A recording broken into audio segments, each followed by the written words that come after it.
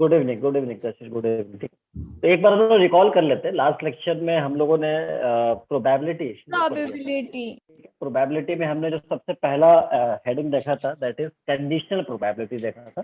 हमने conditional probability में बताया था कि अगर P A/B है तो उसका मतलब क्या हो गया कि probability of occurrence of event A if event B has already occurred, यानी B के हो जाने पे A का अकरेंस क्या होता है, तो that is probability A/B, conditional probability. Similarly हमने ये भी बताया था कि अगर प्रोबेबिलिटी B/A होता है तो इट मीन्स कि यहाँ पे हमारा क्या होता है, conditional probability B/A means event B होने के बाद, ठीक है ना, ए की अकरेंस की क्या है प्रोबेबिलिटी कि इवेंट ए के अकरेंस, वो तो प्रोबेबिलिटी B/A होता है। उसका हमने फॉर्मूला बताया था दोनों का कि A/B जो होती है probability, that is PA intersection B upon PB, मतलब जो नीचे होता है उसको हम प्रोबेबिलिटी से डिवाइड करते हैं, और अगर P B/A होता है तो अगेन A इंटरसेक्शन B आएगा ऊपर में, और अपॉन यहाँ पे आ जाएगा PB हो जाता है। फिर उसको हमने ये भी बताया था कि उसको number of elements in A intersection B upon NB या number of elements in A intersection B upon NA, ये भी हम यहाँ पे बोल सकते हैं। ठीक है ना बच्चों, यहाँ तक क्लियर होगा? ठीक है। फिर उसपे हम लोगों ने कुछ डाइस पे क्वेश्चन किया था, और उसके बाद हमने एक क्वेश्चन और किया था इवन ऑट। हाँ, इवन ऑट पे देख लिया था लेक्चर जो अवेलेबल नहीं थे लास्ट क्लास में। चलिए, बहुत अच्छा बहुत अच्छा। चलिए, तो अब मैं क्या करता हूँ, कुछ और भी क्वेश्चन के साथ आगे बढ़ता हूँ। तो मैं अब अगला क्वेश्चन यहाँ पे देने वाला हूँ। ठीक है, तो अगले क्वेश्चन को हम यहाँ पे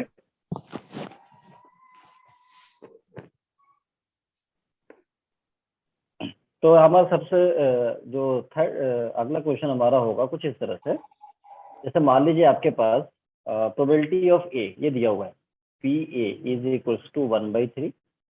ठीक है, probability of B is 1/4, probability of B is 1/4, probability of A intersection B 1/5, 1/5। तो फर्स्ट पार्ट आपसे पूछा गया है, first part probability of B complement by A complement. ठीक है, probability of B complement by A complement ये पूछा गया। And the second part is probability of B by A complement, ये पूछा गया। ठीक है, कि ये क्या होगा, इसकी वैल्यू क्या होगी, ये आपसे पूछा गया। ठीक है, तो इस तरह का भी क्वेश्चन बहुत एग्जाम में देखा जाता है कि आपको मतलब एक न्यूमेरिक वैल्यूज दिया हुआ है कुछ प्रोबेबिलिटीज का, और उसके बाद आपसे एक दूसरे प्रोबेबिलिटी की वैल्यू पूछा जा रहा है। ठीक है, यहाँ पे कॉम्प्लीमेंट है, ध्यान से रखना कि यहाँ पे ए पे भी कॉम्प्लीमेंट है और बी पे भी कॉम्प्लीमेंट है। तो मैं वो थोड़ा ठीक से यहाँ पे बनाने की कोशिश करूंगा। तो यहाँ पे बी कॉम्प्लीमेंट ए कॉम्प्लीमेंट, ठीक है, ये है। ठीक है, तो अब मैं इसको स्टार्ट करता हूँ कि हम कैसे इसमें आगे बढ़ेंगे। तो सबसे पहले आपसे ये जो डेटा में दिया हुआ है, क्या दिया है, probability of B complement by A complement. तो probability of B complement by A complement, तो क्या होता है, फॉर्मूला हमने बताया था ना, कुछ भी हो इन दोनों का इंटरसेक्शन होगा। कंडीशन प्रोबेबिलिटी का फॉर्मूला क्या होता है, इन दोनों का इंटरसेक्शन। तो मैं इनका intersection A complement intersection B complement upon probability of A complement, यही तो फॉर्मूला बताया था। बताओ बच्चों। यही बताया ठीक है, तो कुछ भी दे जाए कॉम्प्लीमेंट, किसी कई बार ऐसा भी होता है किसी एक पे कॉम्प्लीमेंट है, जैसे नीचे एक पे कॉम्प्लीमेंट सिर्फ ए पे है, बी पे नहीं है, यहाँ पे दोनों पे है। तो हमको कोई भी प्रॉब्लम नहीं होना चाहिए, फॉर्मूला जो होता है जैसा था वैसे रहेगा। तो दोनों का इंटरसेक्शन अपॉन नीचे वाले इवेंट की प्रोबेबिलिटी, ये हो गया। अब सवाल ये है कि इस A complement intersection B complement को मैं क्या लिख सकता हूँ। ठीक है ना, तो इसको 11th क्लास में चूंकि प्रोबेबिलिटी में मैं बताता हूँ कि दो सेट थ्योरी के क्या क्या फॉर्मूले होते हैं। ठीक है, तो जैसे कि उनमें से ये भी बताता हूँ। ठीक है, तो पहले तो हम यहाँ पे देख लेते हैं। जैसे मान लीजिए हमारे पास एक सैंपल स्पेस है, ये हमारे पास सैंपल स्पेस है, और इसमें दो इवेंट हो रहे हैं। दो इवेंट का मतलब मैं यहाँ पे कोई इवेंट ए और इवेंट बी ले लेता हूँ। This is event A and this is event B, event B, this is event B. ठीक है, तो event A and event B. अब आपको यहाँ पे जो लिखा हुआ है A complement intersection B complement, तो A complement intersection B complement को हम ए यूनियन बी कॉम्प्लीमेंट भी लिख सकते हैं। डी मॉर्गन्स लॉ पढ़ा है नहीं पढ़ा है? यस सर पढ़ा है, सेट थ्योरी में पढ़ा होगा कि Yes, अगर जी। अगर जैसे मान लेते हैं हमारे पास अगर यूनियन है, जैसे ए यूनियन बी कॉम्प्लीमेंट है, ए यूनियन बी कॉम्प्लीमेंट अगर मेरे पास है, तो अगर मैं यहाँ पे कॉम्प्लीमेंट को डिस्ट्रीब्यूट करूं तो यहाँ पे मिल जाएगा ए कॉम्प्लीमेंट, यहाँ पे मिलेगा बी कॉम्प्लीमेंट, लेकिन यूनियन चेंज हो जाएगा इंटरसेक्शन होगा। इंटरसेक्शन में। बात समझ में आई बच्चों? बात समझ यस में आई? सर। उसी तरह से ये भी होता है, ए इंटरसेक्शन बी अगर कॉम्प्लीमेंट होता तो यहाँ पे हम डिस्ट्रीब्यूट तो कर देते ए कॉम्प्लीमेंट और बी कॉम्प्लीमेंट, लेकिन इंटरसेक्शन किस में कन्वर्ट होता है बच्चों? यूनियन में यूनियन कन्वर्ट में। होता है। ठीक है, तो ये डिमॉर्गन्स लॉ भी होता है और इसको रटने की जरूरत नहीं है, ये समझ में भी आ जाएगा। कैसे? इसको हम वेन डायग्राम से समझते हैं। जैसे मान लो ए कॉम्प्लीमेंट का मतलब ए अकर नहीं करेगा, यही तो होता है, कॉम्प्लीमेंट का मतलब हाँ नहीं जी। करेगा, एंड बी अकर नहीं करेगा। तो एक बात बताना, बाहर वाले रीजन को मैं कह सकता हूँ ना ए अकर नहीं करेगा एंड बी भी अकर नहीं बी करेगा। अकर नहीं करेगा। तो एक बात बताना ध्यान से, और ये अंदर वाला जो रीजन है ये तो ए यूनियन बी है ना, this is A yes union B. Sir. तो एक बात बताना, पूरे सैंपल स्पेस की प्रोबेबिलिटी 1 होती है, तो अगर मैं वन में से इस वाले को माइनस कर दूं तो मुझे प्रोबेबिलिटी किसकी मिलेगी? A complement intersection B complement मिलेगा नहीं मिलेगा? मिल जाएगी। मिल जाएगा। तो इसका मतलब मैं यहाँ पे लिख भी सकता हूँ, probability of A complement intersection B complement को मैं लिख सकता हूँ 1 minus probability of A union B. A union B का कॉम्प्लीमेंट। ए यूनियन बी, ठीक है, ठीक है, ए यूनियन बी। यहाँ पे 1 माइनस में बच्चों लिखूंगा, मैं यहाँ पे कॉम्प्लीमेंट नहीं यूज करूंगा, 1 माइनस। ठीक है, वो तो कॉम्प्लीमेंट यहाँ पे आ गया, कॉम्प्लीमेंट तो यहाँ पे है ना, लेकिन यस अगर सर। पूरे की प्रोबेबिलिटी सम जो होगा वो 1 होता है, और अगर 1 में से ए यूनियन बी को हटा दिया तो बाहर वाला इवेंट आएगा नहीं आएगा? बाहर वाला। तो यस, आ तो इस बात को जाएगा। याद रखना है। ठीक है, ये बात क्लियर है सभी को? जल्दी बताओ।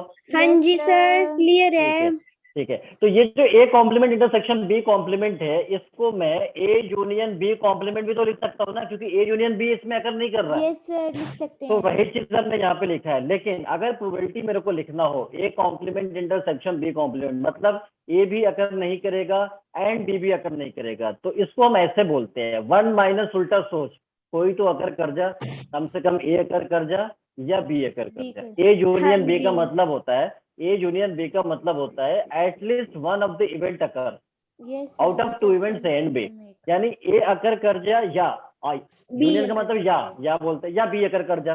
तो Yes, किसी भी प्रोबेबिलिटी की होने की और नहीं होने की प्रोबेबिलिटी का सम क्या होता है बच्चों? क्या होता है? 1 होता है। 1 होता है। 1 होता है। तो अब कभी अगर आपको निकालना हो नहीं होने की मतलब कॉम्प्लीमेंट अगर निकालना हो नहीं होने की, तो हम क्या लिखेंगे? इधर 1 लिखता हूँ मैं, माइनस होने वाली नहीं प्रोबेबिलिटी। होने की प्रोबेबिलिटी, तो 1 माइनस उल्टा सोचना हो जा, होने 1 वाली प्रोबेबिलिटी। माइनस हो जा।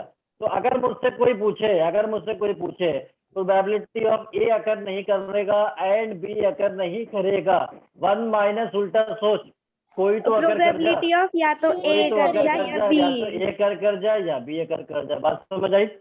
Yes sir. हाँ, तो इस तरह से हम इसको यहाँ पे फॉर्मूले में लिख सकते हैं। मतलब ये जो टर्म था हमारा, इसको अब मुझे समझ में आ गया कि अब मैं इसको क्या लिखने वाला हूँ, this is 1 minus probability of A union B upon और ये जो पी ए कॉम्प्लीमेंट है इसको 1 माइनस पी ए भी तो लिख सकता हूँ बच्चों। 1 माइनस प्रोबेबिलिटी ऑफ देख ए। सकता हूँ, बिल्कुल लिख सकता हूँ। आप देखना, ए यूनियन बी का फॉर्मूला भी होता है बच्चों, ए यूनियन बी का फॉर्मूला भी होता है, क्या होता है? 1 माइनस, मैं यहाँ पे लिख रहा हूँ, probability of A plus probability of B minus probability of A intersection B, ये होता है फॉर्मूला। आपने पढ़ा होगा हाँ सेट जी, थ्योरी में, सेट पढ़ा थ्योरी में है भी इसी सर। टाइप का होता है। ठीक है, और इधर हो गया बच्चों 1 माइनस पी ए, 1 माइनस पी ए, वो पी ए नहीं, पर्सनल असिस्टेंट वाला पी ए की बात नहीं कर रहा हूँ, ये इवेंट की ए की प्रोबेबिलिटी प्रोबेबिलिटी है। वाला पीए। यस, हाँ, पता चला कुछ लोग यही सोच रहे होंगे। ठीक है, तो मत नहीं सोचिए आप उतना। नहीं। चलिए, तो अब मैं आगे बढ़ता हूँ। अब देखो, पीए की वैल्यू पता है, पीबी भी पता है, इंटरसेक्शन भी पता है, सब कुछ तो पता है। यहाँ पे पुट करो तो सब कुछ तो निकल पता है। जाएगा फिर हमारे पीए पास। पीबी और तो ठीक हो, यहाँ पे देखना 1 माइनस और पीए की प्रोबेबिलिटी कितना था मेरे पास? 1/3 प्लस पीबी की 1/3। प्रोबेबिलिटी कितना था? 1/4। इंटरसेक्शन कितना है? 1/5 1/5। अपॉन 1 माइनस पीए कितना था? 1/3। फाइनल आप 1/3। इसको जब सॉल्व करोगे बच्चों तो ये आएगा 37/40, ये आएगा आंसर। फाइनल आंसर जो आएगा 37/40। बताने आता क्लियर है? जल्दी बताओ। Yes, sir. ठीक है, तो ये बात ध्यान में रखना है आपको कि A complement intersection B complement 1 minus, उल्टा सोच, कोई तो हो जा, ए हो जा या बी हो जा, कम से कम एक तो हो जा। एटलीस्ट वन इवेंट का मतलब ए यूनियन बी होता है। ठीक है, तो ये बात फर्स्ट पार्ट तो समझ में आ गया। सेकेंड पार्ट की हम बात करने वाले बच्चों, सेकेंड पार्ट की। तो सेकेंड पार्ट के भी वैसे फॉर्मूला लिखेंगे। पहले तो सेकेंड पार्ट का जैसे फॉर्मूला लिखते थे नॉर्मली, हम फॉर्मूला लिखेंगे। कंडीशनल का फॉर्मूला कैसे Yes, होता था, sir. तो मैं यहाँ पे बच्चों सेकेंड पार्ट का लिखने वाला हूँ। सेकेंड पार्ट में पूछा गया है probability of B upon A complement.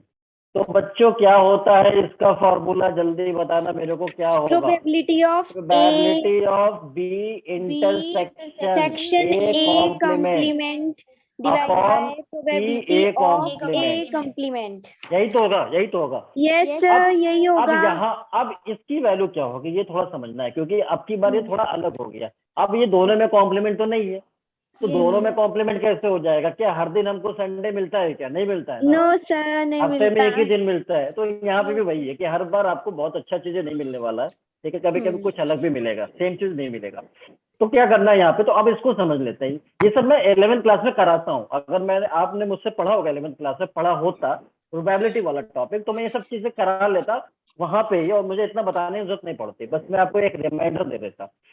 Okay. लेकिन हमने कराया नहीं, तो इसलिए ये वाला पोर्शन थोड़ा सा मेरे को बताना पड़ जाएगा। तो देखना यहाँ पे ध्यान से। जैसे मान लो मैं यहाँ पे एक सैंपल स्पेस बनाता हूँ। ठीक है, सैंपल स्पेस, जैसे पिछले वाले को सैंपल स्पेस से हमने समझा था। फॉर्मूला मुझे रटाने की कोशिश नहीं करता हूँ, इसलिए आप रटने की कोशिश मत करिएगा। ठीक है, Yes, sir. अब हम बात करते हैं यहाँ पे event A, this is event A, this is event ए, और दिस इज इवेंट बी। मैं एक इवेंट बी यहाँ पे बना देता हूँ, दिस इज इवेंट बी। अब इसका मतलब क्या हो रहा है? इसका मतलब क्या मतलब है? इसका मतलब ये है कि बी अकर करेगा एंड ए अकर नहीं करेगा। यही तो है ना? चलिए बताओ, हाँ यही तो जी, है ना? यही तो है. बी अकर करेगा ए अकर नहीं करेगा को मैं शेड करना चाह रहा हूँ, तो कौन सा रीजन होगा? यही तो होगा। जल्दी बताओ, यही तो होगा, यही B तो होगा। करेगा. इसमें बी अकर करेगा एंड इंटरसेक्शन ए अकर नहीं करेगा, सॉरी बी B अकर करेगा, तो बी नहीं यहाँ पे होगा. अकर करेगा एंड ए अकर नहीं करेगा। यही तो होगा, बताओ, यही तो होगा। Yes, sir. अब सुनना, अब ये इसकी इस इवेंट को क्या मैं इस इवेंट की प्रोबेबिलिटी को क्या मैं प्रोबेबिलिटी ऑफ बी में से और इस वाले को अगर माइनस कर दूं, इंटरसेक्शन वाले को, तो नहीं आ जाएगा इंटरसेक्शन वाले को। अगर मैं इसको माइनस कर दूं, this is A intersection B, तो अब ये टोटल प्रोबेबिलिटी बी है और इसमें से इंटरसेक्शन को माइनस कर दूं, तो क्या ये वाला रीजन नहीं आ जाएगा? इसका इवेंट नहीं आ जाएगा? आ जाएगा। इसका मतलब क्या हुआ? Probability of B intersection A complement को मैं लिख सकता हूँ probability of B minus probability of A intersection B. बताओ बच्चों, लिख सकता हूँ क्या? जल्दी बताओ। लिख सकता हूँ। पूरे प्रोबेबिलिटी में से बी में से अगर इंटरसेक्शन वाला माइनस कर दूं, तो ये रेड शेडेड पोर्शन आ जाएगा, आ जाएगा। इसी तरह से अगर मेरे को कभी इन फ्यूचर जरूरत पड़ जाए, यहाँ तो जरूरत नहीं पड़ रही है, इन फ्यूचर अगर जरूरत पड़ जाए कि ए अकर करेगा एंड बी अकर नहीं करेगा, ये वाला रीजन है जो व्हाइट शेड हमने किया है। ये वाला रीजन क्या है? ए अकर करेगा एंड बी अकर नहीं करेगा। तो इसको क्या लिखूंगा बच्चों, बताओ प्रोबेबिलिटी क्या लिखूंगा? A intersection B हाँ, complement. ए अकर करेगा बी अकर नहीं करेगा, तो अब भी तो पीए में से क्या होगा? पीए में से क्या PA होगा? में से A इंटरसेक्शन माइनस हो जाएगा, intersection B माइनस हो ये में जाएगा. से माइनस हो जाएगा ए इंटरसेक्शन बी। तो अभी तो मेरे को इसकी जरूरत नहीं है, ऊपर वाले की जरूरत है। ठीक है, तो अब मैं इस वाले को मैं यहाँ पे लिखने वाला हूँ, देखना जरा। तो मैं इसको लिख सकता हूँ probability of B minus probability of A intersection B upon PA complement को 1 माइनस पीए लिख सकता हूँ, बिल्कुल लिख लिख सकता हूँ। सकते हैं. अब सारी वैल्यूज मेरे को गिवन है, सारी वैल्यूज हाँ मेरे को गिवन है। जी. देखना पीबी कितना गिवन है बच्चों? 1/4 माइनस इंटरसेक्शन कितना है? 1/5 1/5 1 और माइनस ये पीए कितना है 1/3. बच्चों? 1/3। तो फाइनल आंसर कितना आएगा बच्चों? फाइनल आंसर कितना आएगा जल्दी बताओ? 3/40 आएगा। ठीक है, 3/40। तो फाइनल आंसर है 3/40। बताना यहाँ तक क्लियर है? जल्दी बताओ। यस सर, क्लियर है. सच बोलना है, किसी को झूठ नहीं बोलना हाँ है। जी सर, बिल्कुल सच बोल रहे हैं. ठीक है, तो इम्पोर्टेंट बात ये है कि आपको कंडीशनल का फॉर्मूला, ऐसे क्वेश्चन क्या होता है, कई बार ये वर्ड प्रॉब्लम में नहीं आता है। ये तो बिल्कुल आपको मतलब डेटा दे दिया सिंपल सा और इसमें कुछ पूछ लिया, तो ये हमारे लिए बहुत अच्छी बात है। मतलब अगर मेरे को अगर हमारी जो है वो लॉटरी अगर लग जाती है ना एग्जाम के अंदर, तो इस टाइप के क्वेश्चन आ जाते हैं प्रोबेबिलिटी से। अदरवाइज लैंग्वेज वाले क्वेश्चन आते हैं तो थोड़ा सा सोचना पड़ता है, ठीक है, कि पहले किस टॉपिक से क्वेश्चन पूछा गया है। उसके लिए हमने बता दिया कि कंडीशन को पहचानना है अगर वर्ड्स में, तो आपको कोई ना कोई कंडीशन दिखेगा उसके अंदर, इफ की कंडीशन दिखेगा, जैसे कि पहले क्वेश्चन हम लोगों ने किया था उसमें इफ की कंडीशन दिख रही थी, और इस तरह से हम कंडीशन को पकड़ पाते हैं कि कंडीशन का क्वेश्चन है, ठीक है। चलिए, तो अब मैं बात करूंगा अब अगले क्वेश्चन पे। तो आगे आ जाऊं क्या बच्चों, जल्दी बताना, हाँ अगले जी क्वेश्चन पे आ जाऊं? सर, आ जाओ। यस, चलिए, तो आप तैयार हो, बिल्कुल, बहुत अच्छी बात है। तो अब मैं अगले क्वेश्चन में, तो बच्चों आज ऐसा लग रहा होगा आज पढ़ने का दिल कर रहा था, नहीं कर रहा था आप लोग को इतने दिनों बाद? बिल्कुल कर रहा है सर, इतने दिन बाद लगाई क्लास। अच्छा अच्छा, ठीक है, अच्छी बात है। चलिए, तो अब मैं बात करूंगा अगले क्वेश्चन, जरा लिखना पहले, ठीक है, नोट करना। ओके। देखिए, one ticket is selected, one ticket, one ticket, ticket is selected at random from 50 tickets. One ticket is selected at random from 50 tickets, numbered 0, 0, 0, 1, 0, 2, 49. One ticket is selected at random from 50 tickets numbered 0, 0, 0, 1, 0, 2 to up to 49. Full stop. ठीक है, then find the probability that the sum of the digits on the selected ticket, then find the probability that the sum of the digits on the selected ticket is 8. Sum of the digits on the selected ticket is 8, given that, condition दे दिया नहीं दिया, given that selected के बाद बोलना दोबारा। selected ticket is 8, ठीक है। Then find the probability that the sum of the digits on the selected ticket is 8. Selected ticket is 8, 8 comma, given that the product of these digits is 0. Given that the product of these digits is 0. Given that the product of these digits is 0. 0। ठीक है बच्चों, अब देखो, पहले question Yes. समझ लो एक बार, पहले आप एक बार रीडिंग मार लो क्वेश्चन का, ठीक है ना। Okay. पहले एक बार क्वेश्चन एक बार रीड कर लो, फिर मेरे को बता दो, और फिर मैं उसको एक्सप्लेन करूंगा क्वेश्चन को कैसे पूछा गया है। क्वेश्चन एक बार रिपीट कर दो। सब क्वेश्चन रिपीट कर दो एक बार। ठीक है, मैं Yes, रिपीट कर रहा हूँ। One ticket is selected at random from 50 tickets. One ticket is selected at random from 50 tickets numbered तो मतलब नंबरिंग है इस पे, numbered 0, 0, 0, 1, 0, 2 to up to 49. Full stop. Then find the probability that the sum of the digits. Then find the probability that the sum of the digits on the selected ticket is 8. On the selected ticket is 8. Given that the product of these digits is 0. Given that the product of these digits is 0. Is it clear बच्चों? Note हो गया? हो गया sir.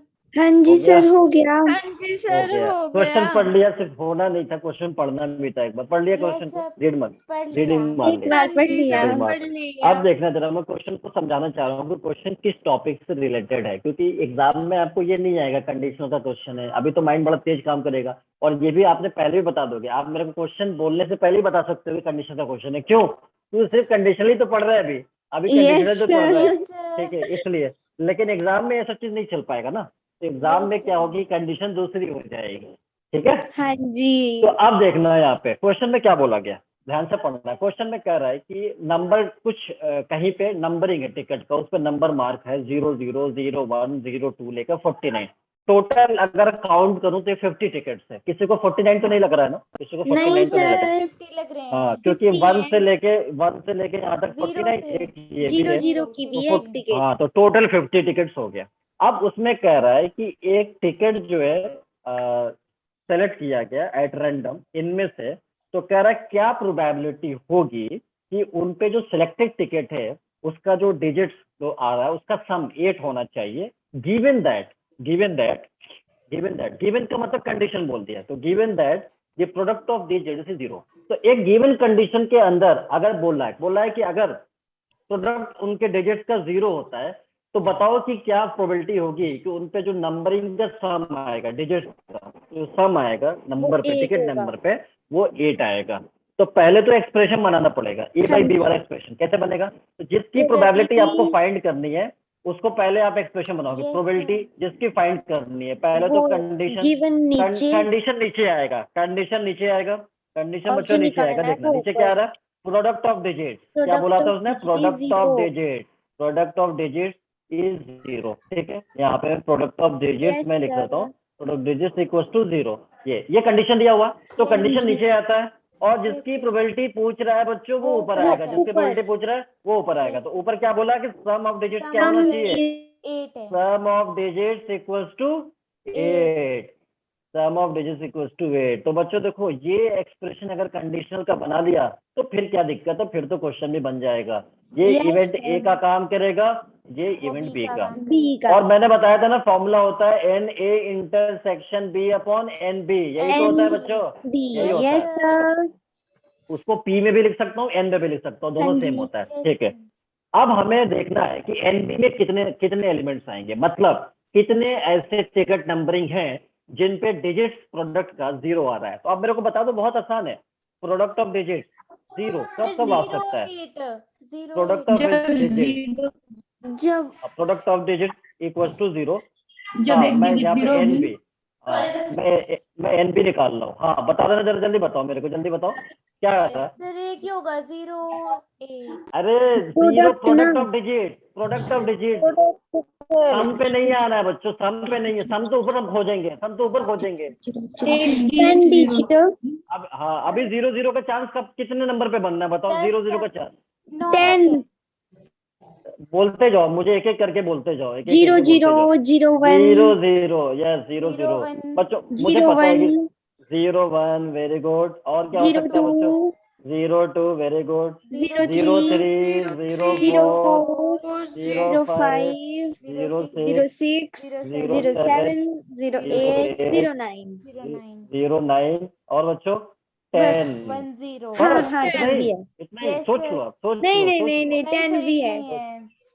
हाँ तो 10 तो हो गया, बस इतना ही या कुछ और आगे भी है? सोच लो आप, नहीं एक सर बार सोच इतना ही है। इतना ही है। 20 भी है। नहीं सर है 20 और 20 भी है, 20 भी है, 40 50 सर 50 30 नहीं है 40 तक होगा। 40 50 तो नहीं हो सकता है, 50 तो Yes, नहीं होगा हाँ। बच्चों, 50 तो 49 नहीं तक की होगा। है। ठीक है, अगर 50 हो गया तो कोई मेरे को कहेगा आपका दिमाग 50 काम कर रहा है बस। Yes, sir. ठीक है, तो हाँ इसीलिए जी। इतना काम नहीं कर रहा है। चलिए, तो आप इसे काउंट कर लो टोटल, ये सैंपल स्पेस हो गया, कौन सा? जिसकी प्रोबेबिलिटी निकालनी है ऊपर वाले की। हाँ। तो टोटल कितने काउंटिंग हो गया जरा बताना, टोटल कितने काउंटिंग है? कितने हो गए? 14 कितने हो गए टोटल? टोटल नंबर बता दो ये कितने हैं? 14 14 है, यस 14।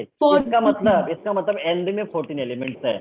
लेकिन अब इसमें बोल रहा है, देखो अब इसके अंदर बोल रहा है कि बताओ ऐसे कितने हैं जिनका सम ऑफ डिजिट 8 होना चाहिए। तो बताओ सम ऑफ डिजिट 8 वाला कितना केस बन रहा है? यहाँ पे सम ऑफ डिजिट 8 होने वाला कितना केस बन रहा है? एक ही बन रहा है। ओनली एक ही वन, बन रहा यही है। तो केस बनना है, यही तो बनना है। Yes, sir, यही बन तो रहा हो है। गया, 1/14 तो हो गया 1/14 आंसर खत्म खेल। और ये Yes, question sir. JEE main से पूछा गया है, इस क्वेश्चन अर्जुन जेई मेन। क्या बहुत टफ क्वेश्चन पूछा? जल्दी बताओ, नो जल्दी सर बताओ। काफी इजी है। हाँ इजी है, समझ में आना चाहिए। इजी तो वैसे हम इस क्वेश्चन को इजी नहीं कर सकते हैं, ठीक है। हाँ बस इतना कर सकते हैं कि एक बार हम इसको मतलब जब एक्सप्रेशन बनाने, Practice क्योंकि कर अगर किसी को लेंगे। एक्सप्रेस, पहली बात ये कि जनता समझ ही नहीं पाती कि कंडीशनल का क्वेश्चन है, इंडिपेंडेंट क्या है, किसका है।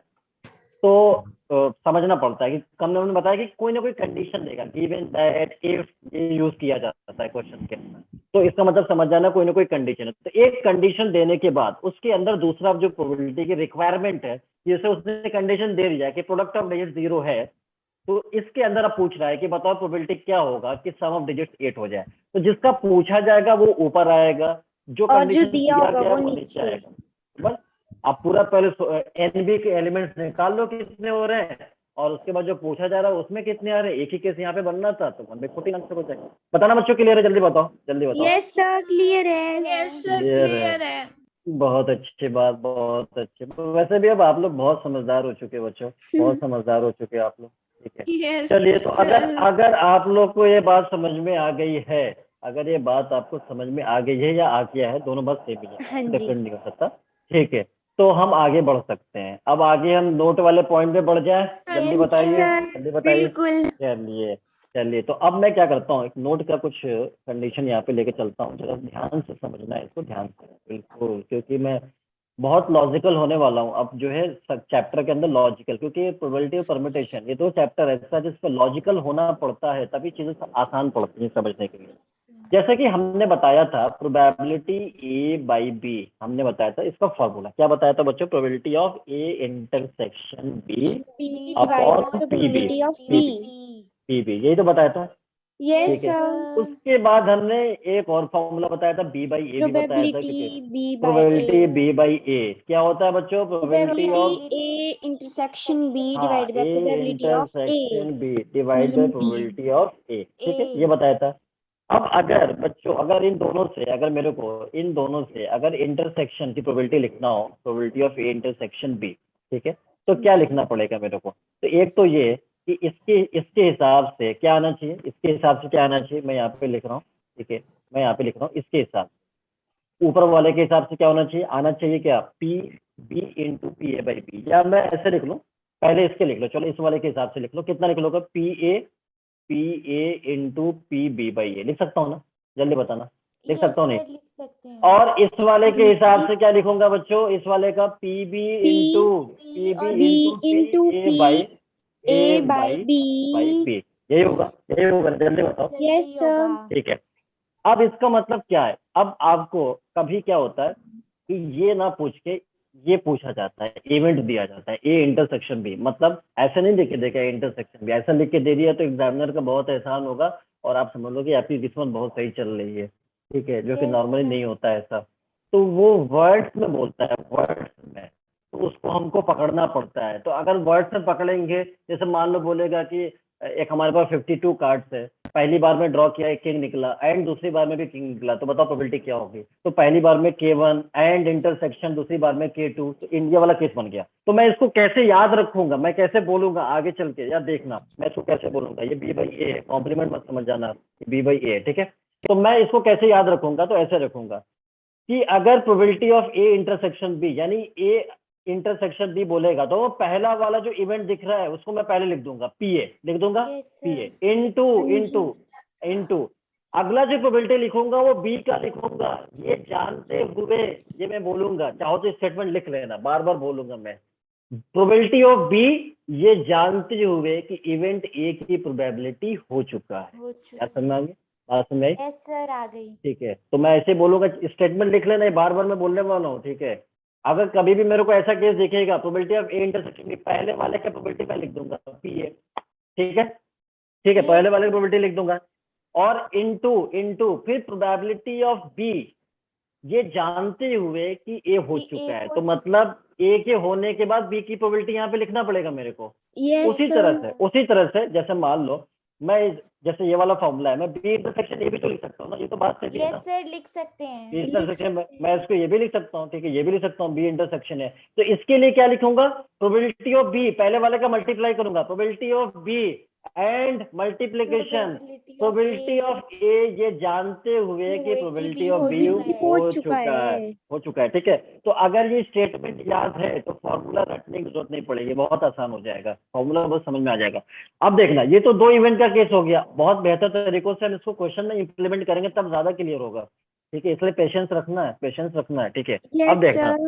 अब देखना अगर 3 इवेंट का केस बनता है तो क्या होगा, जैसे मान लो फर्स्ट केस में मान लो हमारे पास इवेंट ए अकर करता है, एंड सेकेंड केस में इवेंट बी अकर करता है, एंड थर्ड केस में इवेंट सी अकर करता है। तो मैं कैसे लिखूंगा, पहले वाले की प्रोबेबिलिटी मैं यहाँ पे लिखने वाला हूँ, पहले वाले की probability of A into probability of B, probability of B, ये जानते हुए कि ए हो चुका है, ये जानते हुए कि ए हो चुका है, एंड प्रोबेबिलिटी ऑफ सी, ये जानते हुए कि ए एंड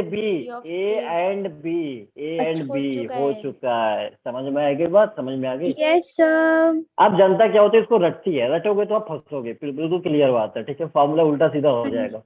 लेकिन समझ में आ गया तो बहुत आसान तरीका। आप इसमें कितना भी इवेंट मेरे को पूछ दे, 3-4, वैसे तो 3 मैक्सिमम है, ठीक है ना, उससे आगे नहीं जा सकता एग्जामिनर, ठीक है। 2 इवेंट में तो कॉमन क्वेश्चन तो 2 इवेंट पे बनता है, ठीक है। तो ऐसा बनेगा तो हम ऐसे ही एक्सप्रेशन बनाते जाएंगे, बहुत अच्छे से हम इसको क्वेश्चन में समझेंगे जब मैं अगले क्वेश्चन पे आने वाला हूँ। बताना यहाँ तक क्लियर है? आगे बढ़ूं मैं? आगे बढ़ूं, जल्दी यस बताना। सर, क्लियर ठीक है। है, बहुत अच्छी बात, बहुत अच्छी बात, बहुत अच्छी बात, बहुत अच्छी बात, बहुत अच्छी बात, ठीक है। चलिए अब हम बात करते हैं क्वेश्चन की। तो क्वेश्चन जरा आप यहाँ पे लिखना, क्वेश्चन लिखना। If 2 cards are drawn, if 2 cards, if 2 cards, if 2 cards are replacement, if 2 cards are drawn one by one without replacement, if 2 cards are drawn one by one without replacement, from a pack of 52 playing cards, from a pack of 52 playing cards, then find the probability, then find the probability part first, then find the probability part first. Both are king, both are king, both are king. Second part, चलो second part तो मैं चलो second part लिख ही लो वैसे आप, second part ये चलो बाद में करते हैं, बाद में करते हैं सेकंड पार्ट, बाद में, पहले इसको सॉल्व करते हैं। बोथ आर किंग, ठीक है। तो अब आपसे क्या बोला जरा देखना, क्वेश्चन में क्या बोला, क्वेश्चन में बोला कि 2 कार्ड्स को ड्रॉ किया गया one by one without replacement, ठीक है। तो मान लो कि हमारे पास 52 कार्ड्स है, यहाँ पे 52 कार्ड्स है, मैं मान लेता हूँ यहाँ पे हमारे पास टोटल कितने हैं, 52 कार्ड्स है। अब कह रहा है कि पहली बार में कार्ड निकाला गया, फिर दूसरी बार में कार्ड निकाला गया, ठीक है, एक कार्ड निकाला गया one by one without replacement. Replacement का मतलब ये हो गया कि अगर एक बार कार्ड निकल गया तो वापस अंदर नहीं जाएगा, ठीक है ना, यस निकल गया। तो कह रहा है दोनों किंग है, तो पहले एक्सप्रेशन बनाऊंगा, पहले एक्सप्रेशन बनाऊंगा, फर्स्ट ड्रॉ में भी किंग आ जाए, फर्स्ट ड्रॉ में भी किंग आ जाए, फर्स्ट ड्रॉ में भी किंग आ जाए, K1 मतलब फर्स्ट ड्रॉ में किंग आ गया, एंड इंटरसेक्शन सेकंड ड्रॉ में भी किंग आ जाए, सेकंड ड्रॉ में भी किंग आ जाए। बताओ क्लियर है? Expression clear? यस बताओ। सर, तो अब मैं कैसे लिखूंगा, याद, अब देखो याद करो पीछे वाले से, याद करो पीछे वाले से। पहले मैं इसकी प्रोबेबिलिटी लिखूंगा, probability of K1 into probability of K2, ये जानते जब हुए K1 कि हो चुका है। K1 हो चुका है। आप जरा बताना, एक बात बताना, 52 कार्ड से पहली बार में अगर मैं किंग निकालूंगा, किंग कितनी तादाद होगी बताना, किंग की कितनी तादाद होगी? 4 4 होंगी सर, 4 4 होंगे, होगी। तो 4/52 यस सर। अब अगले ड्रॉ में किंग निकालना है, ये जानते हुए कि किंग निकल चुका है, फर्स्ट ड्रॉ में किंग 3/51। 3/51, यही तो बताना चाह रहा था, यही तो बताना चाह रहा। अब ज्यादा क्लियर हुआ होगा, अब ज्यादा क्लियर हुआ होगा, ठीक है। Yes sir. तो अब ये हो गया आंसर, अब ये हो जाएगा। अब ये मत करना मेरे को सर, ये मल्टीप्लाई कर दीजिए, हाँ कर जी लीजिएगा, सर। ठीक है ना, ठीक है, ये मल्टीप्लाई कर लीजिएगा, ठीक है। बहुत बुरा नंबर है 51, वैसे बड़ा अजीब सा लगता है, बहुत ठीक है, यस आप इसको सर। मल्टीप्लाई करना, ठीक है। चलिए, तो ये हमारा एक्सप्रेशन समझ में आ गया, बोथ आर हाँ किंग, जी ठीक सर, है, आ क्लियर गया। है।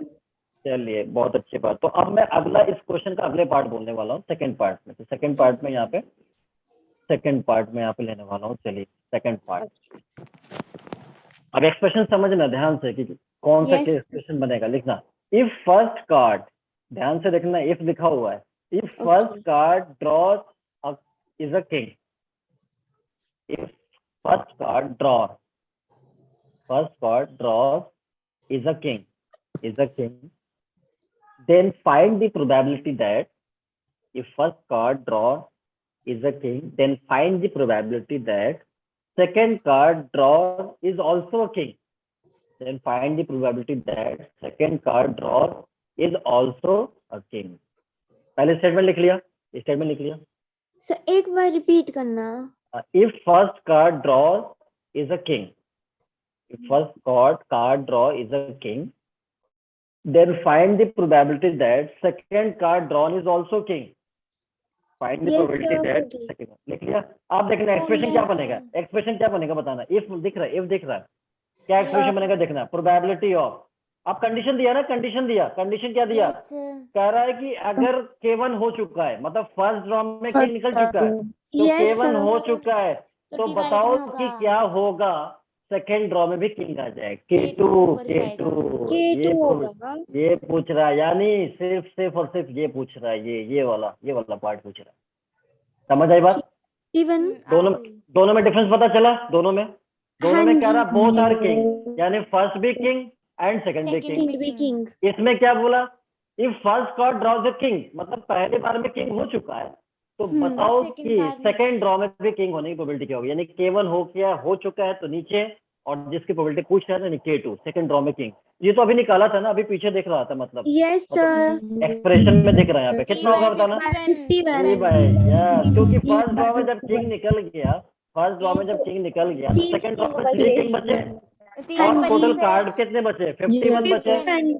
यस, तो बच्चों क्या होगा? K2 by K1 is equal to 3 by 3/51। 51। यही तो बताना चाह रहा था बच्चों। तो देखना, ये सब लॉजिक ना, ये सब लॉजिक आपको बुक में नहीं मिलने वाला है। बुक में तो सिर्फ बोल देगा एक्सप्रेशन, उसके बाद फॉर्मूले में क्वेश्चन, उसके बाद आंसर लिख देगा। लेकिन जो लॉजिक हम बोल रहे हैं ना, ये बड़ा इंपॉर्टेंट है, तो इसको समझना है। ये लॉजिक बहुत आने वाला है आगे जाके, ठीक है? तो इस लॉजिक को आप बिल्कुल ये लॉजिक मत लीजिएगा, ठीक है? जी।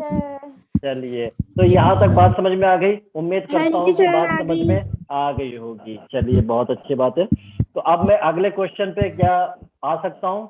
हाँ अगले जी क्वेश्चन पे आ सर, सकता हूँ? बिल्कुल आ सकते वेरी हैं। गुड। तो बच्चों, आज क्या डेट है हमारा? क्या डेट है? 27 अक्टूबर। 27। तो हमारी भी प्रोबेबिलिटी बच्चों कुछ टाइम बाद जो है 0 होने वाली है, ठीक है? ठीक है, तो बस हमारे पास नवंबर एंड है, उसके बाद फिर प्रोबेबिलिटी हमें आ रही 0 हो जाएगी, ठीक है ना? चलिए, तो मैं अब अगले क्वेश्चन पे आने वाला हूँ। देखिए जरा, बोलिए सर। देखिए, अ bag contains 7 red, a bag contains 7 red and 3 black balls. A bag Bag contains 7 red and 3 black balls. 3 black balls. 3 balls are drawn at random. 3 balls are drawn at random. 3 balls are drawn. 3 balls. 3 balls are drawn at random. At random from the bag. From the bag, one after the other. From the bag, one after the other. From the bag, one after the other. Then find the probability that. Then find the probability. Find the probability that. Find the probability that. First two are red. First two are red, and the third is black. First two are red, and the third is black. Question note कर लिया सभी ने? हाँ जी sir, कर लिया। ठीक है, किसी का क्वेश्चन अगर मिस तो नहीं हुआ, मैं फिर से रिपीट कर नो सकता हूँ। सर। चलिए, बहुत अच्छा। क्वेश्चन में क्या बोला गया, ध्यान से सुनना। क्वेश्चन में बोला गया है कि एक बैग में बॉल्स है कितने? 7 रेड बॉल्स है। बैग हो गया हमारा, ठीक है ना? अब किसी को बैग अगर पसंद नहीं आए तो उसमें मेरी गलती नहीं है, ठीक है? तो ऐसे ले लिया मैंने, ठीक है? तो यस बैग सर, में हमें आ रहा है समझ। 7 रेड बॉल्स है एंड प्लस करके मैं लिख देता हूँ 3 ब्लैक बॉल्स। 3 black ball. तो 7 एंड 3 ब्लैक बॉल। अब कह रहा है कि 3 बॉल्स को ड्रॉ किया गया वन आफ्टर दी अदर, मतलब एक के बाद दूसरा फिर तीसरा। 3 ball one after the other का मतलब ये होता है, मैं पहले मान लो कि मैंने पहले हमने क्या निकाला, फर्स्ट टू और रेड बोल रहा है, ठीक है? पहली बार में निकला, फिर सेकंड टाइम में दूसरा बॉल, थर्ड टाइम में तीसरा बॉल। तो मान लो कि फर्स्ट ड्रॉ, सेकंड ड्रॉ, या थर्ड ड्रॉ है, तो बोल रहा है कि प्रोबेबिलिटी क्या होगी कि फर्स्ट टू जो ड्रॉ होता है वो रेड निकल जाए। तो मैं ठीक है, फर्स्ट टू रेड, तो मैं रेड से दिखा भी दे रहा हूँ। देखो, ये रेड से दिख रहा है ना, रेड से। हाँ तो फर्स्ट जी टू में सर, ड्रॉ में दिख रेड रहा दिख रहा है, उसके बाद सेकंड ड्रॉ में भी रेड Red. निकल जाए, एंड फिर थर्ड क्या बोला, ब्लैक निकल Black. जाए, थर्ड ब्लैक निकल जाए। तो कौन सा केस हो गया बच्चों? ये वाला इवेंट हो गया। 3 इवेंट याद करो, ये वाला, हाँ ये जी वाला सर, केस हो ये गया। वाला हुआ। आप देखना मैं एक्सप्रेशन बना रहा हूँ, पहले ध्यान से देखना, ठीक है? Okay. एक्सप्रेशन बना रहा हूँ। यहाँ पे सबसे पहले क्या बोला, probability of first draw, R1 का मतलब फर्स्ट ड्रॉ में red, and sir. Intersection R2 second draw में red, R2 intersection B. Third draw में B1. Black B3, third draw में black B3, B3. Third draw, ठीक है? ये ड्रॉज हैं, first draw, second draw, third draw. तो अब Yes, देखना यहाँ sir. पे, आप देखना इसकी प्रोबेबिलिटी क्या होगी, जरा ध्यान से देखना।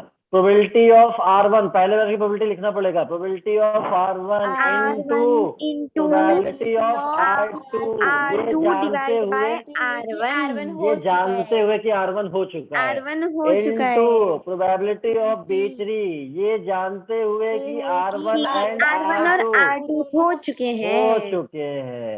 समझ आई बात, समझ आई? हाँ जी ठीक है, सर, सर। आ गई। अब देखना ध्यान से। R1 का मतलब पहली बार में रेड, कितना रेड निकलने की प्रोबेबिलिटी की बताना जरा। 7 बॉल्स रेड के हैं, टोटल कितने हैं? 10 है, तो 7/10, 7/10, हाँ जी 7/10 इनटू, अब ये प्रोबेबिलिटी अगला निकालना है सेकंड ड्रॉ में रेड हो, लेकिन ये जान जाना कि R1 यानी फर्स्ट ड्रॉ में एक रेड निकल चुका है, एक Yes, रेड sir. निकल चुका है, तो कितना बच गया रेड, कितने बच गए? 6। 6/10 6/10 होगा या 9 होगा? 6/9 होगा। 6/9, 2/3 6/9। और अब देखना जरा, अब ब्लैक बॉल कितने हैं टोटल? 3 है, Sir, ब्लैक बॉल टोटल 3 है, और 2 रेड 3 बॉल by निकल चुके हैं। 8 3/8, 3/8 हो गया आंसर, हो गया आंसर। ठीक, समझ आई? चलिए यस बताना। सर। ठीक है, तो लॉजिकल क्वेश्चन कितना आसान हो जाता है, हो जाता नहीं हो जाता है? हो जाता जब है। समझ आ जाए। हाँ, जब समझ आ जाए, समझ आ जाए। ठीक है, चलिए बच्चों, तो अब ये अगर समझ में आ गया तो मैं एक क्वेश्चन अगला देने वाला हूँ, वो आप मेरे को बताओगे। ये ओके सर। इसमें किसी को कोई डाउट तो नहीं? इसी टाइप का होगा, बस थोड़ा सा ओके सर, बॉल्स की जगह कुछ और यूज कर लिया जाएगा। कोई नहीं सर, दे दो आप। Yes sir. ठीक है बच्चों, चलिए तो अब मैं अगला क्वेश्चन यहाँ पे बोल रहा हूँ, जरा लिखिए। देखिए, you are given a box, you are given a box with 20 cards. You are given a box with 20 cards. In it,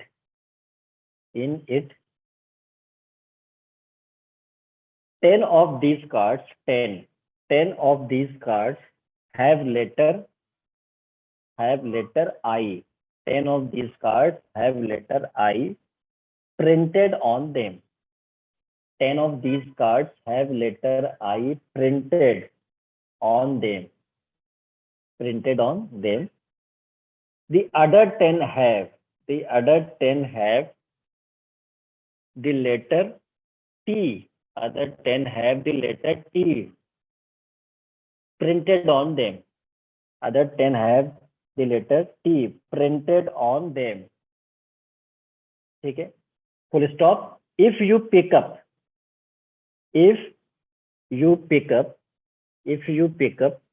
3 cards at random, if you pick up 3 cards at random and keep them in same order, then find the probability of making the word IIT. Sir एक बार फिर से बोलना, repeat करना last वाली line. हाँ, last वाली, if you pick up 3 cards at random and keep them in same order,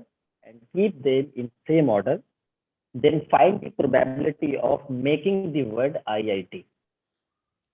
Find the probability of making the word IIT. ठीक है, तो इसका मतलब समझ में आ गया वो क्वेश्चन कहाँ पूछा गया है, समझ में आ गया? हाँ जी। IIT में पूछा, जेई में पूछा। यस, पहले क्या होता था ना, अब IIT ही बोला जाता था एग्जाम, IIT जेई। ठीक है, अच्छा। फिर बाद में क्या हुआ कि एडवांस का नाम हो गया।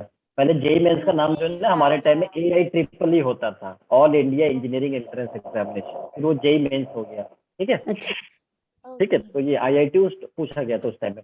चलिए, तो अब आप इस बहुत तो क्वेश्चन भूल भी गए होंगे क्या पूछा था, क्योंकि बड़ा क्वेश्चन था, ऊपर भूल नहीं चुके होंगे। नहीं लिखा है सर। तो एक बार आप इसको पढ़ लो सही तरीके से, और ओके। फिर हम इसको एक बार एक्सप्लेन करते हैं। पहले आप इसको पढ़ लीजिए एक बार।